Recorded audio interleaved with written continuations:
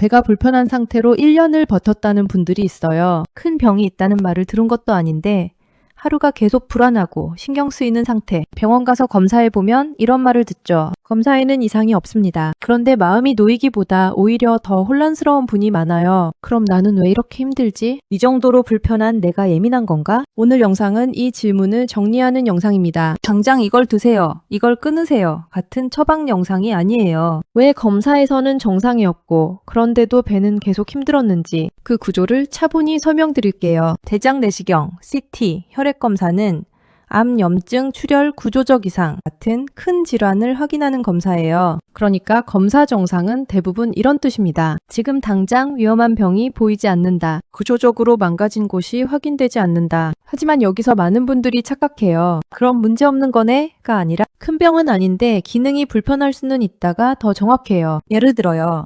자동차 정비소에서 엔진 고장은 없습니다 라는 말을 들었다고 해서 주행감이 완벽합니다가 되는 건 아니죠. 배도 비슷합니다. 위험한 병이 없다는 건 정말 다행이지만 불편함의 원인이 기능 쪽에 있을 수 있어요. 검사 정상인데 배가 계속 불편한 대표적인 상태가 과민성장 증후군, IBS 쪽이에요. 여기서 과민이라는 단어가 핵심입니다. 의학적으로 과민성장 증후군은 크게 이런 축으로 설명돼요. 첫 번째, 장 운동, 즉 움직임의 변화가 너무 빨리 가면 설사 쪽이고 너무 느리면 변비 쪽입니다. 두 번째, 장신경의 민감도, 즉 내장 과민이 같은 가스나 팩만 해도 더 아프고 더 불편하게 느끼는 상태. 세 번째, 뇌 장축, 즉 스트레스 반응의 영향. 장은 신경계 영향을 많이 받아서 긴장, 불안, 수면이 흔들리면 증상이 같이 흔들릴 수 있어요. 여기서 중요한 검증된 사실 한 가지. 장과 마음은 분명히 연결돼 있습니다. 그래서 마음이 편해야 장이 편하다는 말도 과학적으로 근거가 있는 말입니다. 다만 이걸 마음을 잘못 써서 생긴 병으로 이해하면 안 됩니다. 이건 의지의 문제가 아니라 신경계가 장에 영향을 주는 생리 반응이기 때문입니다. 예민해서 그래요 라는 말이 상처가 되는 이유가 여기 있어요. 예민한 게 아니라 예민해져 있는 상태일 수 있거든요. 과민성장 증후군은 보통 세 가지로 나눠요. 설사형, 변비형, 혼합형. 이걸 구분하는 이유는 단순합니다. 관리 방향이 달라지기 때문이에요. 그런데 많은 분들이 처음부터 여기서 길을 잃습니다. 왜냐하면 인터넷에서 장에 좋다는 방법이 대부분 유형 구분 없이 한 덩어리로 퍼져 있기 때문이에요. 유산균, 식이섬유, 물 많이, 샐러드, 공복 레몬 이런 걸 한 묶음으로 적용하면 어떤 분은 좋아지고 어떤 분은 악화돼요. 이게 바로 사람들이 말하는 장 관리가 헷갈린다의 정체입니다. 여기서 임상적으로 많이 보는 패턴이 있어요. 불편해서 뭔가를 시작한다. 조금 나아지는 것 같다가 다시 흔들린다. 그럼 방법을 더 추가한다.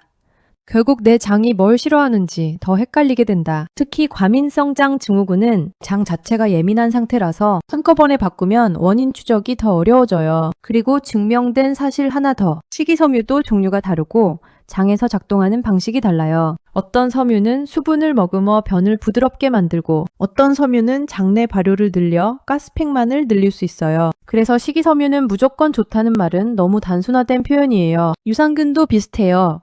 유산균 무조건 좋다가 아니라 사람마다 장 상태가 다르고 균주 용량 기간에 따라 반응이 달라서 누구에겐 도움이 될 수 있지만 모두에게 같은 결과를 보장하진 않습니다. 이건 확실한 정설이에요. 설사형인 분들은 보통 이런 말을 해요. 조금만 먹어도 바로 신호가 와요. 그래서 더 조심하고 더 제한하고 더 불안해집니다. 설사형에서 중요한 건 이거예요. 부족해서가 아니라 과도하게 반응하는 상태일 수 있다는 점. 이 유형에서는 더 좋은 걸 찾기보다 먼저 이런 기준을 잡는 게 도움이 됩니다. 내 장을 흔드는 자극이 뭔지 체크해야 합니다. 카페인, 기름진 음식, 매운 음식, 유당, 특정 고탄수 등은 개인차가 있지만 확인해 보시길 바랍니다. 급하게 이것저것 추가하기보다 반응을 안정시키는 방향이 우선이라는 기준을 세우세요. 그리고 스트레스, 수면과 불면증, 과긴장 상태, 같은 뇌 장축 변수도 같이 봐야 합니다. 여기서 중요한 말, 설사형이 의지가 약해서가 아닙니다. 오히려 너무 열심히 관리하다가 몸이 계속 긴장 상태가 되면 장이 더 예민해질 수 있어요. 그래서 설사형의 첫 단추는 자주 줄이기입니다. 변비형은 반대로 뭔가를 더 넣어야 한다는 압박이 생겨요. 물을 더 마시고 섬유질을 늘리고